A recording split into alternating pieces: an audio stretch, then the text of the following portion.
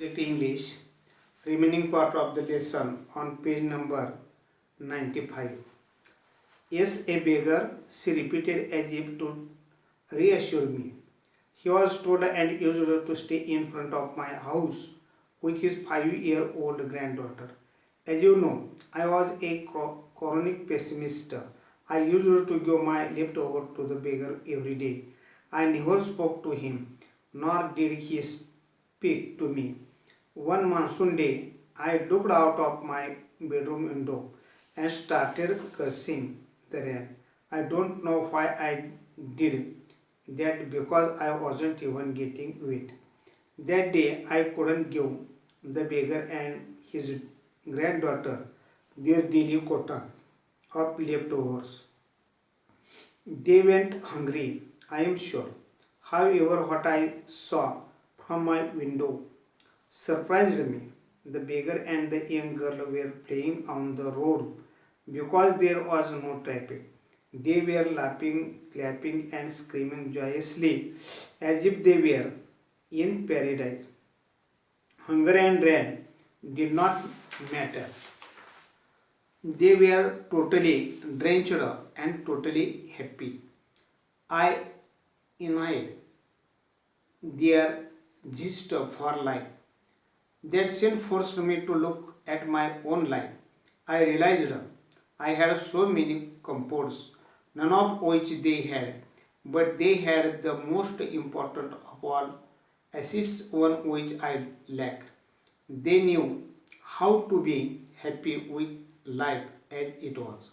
I felt ashamed of myself. I even started to make a list of what I had and what I did not have. I found I had more to be grateful for than most people could imagine. That day, I decided to change my attitude towards life using the beggar as my role model. After a long pause, I asked Mina how long it had taken her to change. Once this realization dawned, she said, "It took me almost 2 years to put the change into effect.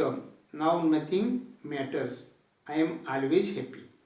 I found happiness in every small thing, in every situation, and every person." "Did you give me any Guru Dakshina to your Guru?" I asked. "No, unfortunately, by the time I understood the things, he was dead, but I sponsored his granddaughter to a boarding school as a mark of respect to him." Sudhamurti. Now see the explanation. The beggar changed the life of Meena because she was old and used to stay in front of the Meena's house with 5-year-old granddaughter. And so Meena was a pessimistic and she used to give her leftovers to this beggar every day. But she never spoke a single word to him, or nor did he speak to me. But one monsoon day, Meena looked out of bedroom window and started cursing the rain. And I don't know why I did that because she wasn't even getting wet that day. And she couldn't give the beggar and his granddaughter their daily quota of leftovers. So they went very hungry, I am sure. However, when she saw from her window surprised her. The beggar and the young girl were playing on the road because there was no traffic, and they were laughing, clapping, and screaming joyously. So hunger and rain did not matter for them. They totally drenched and totally happy.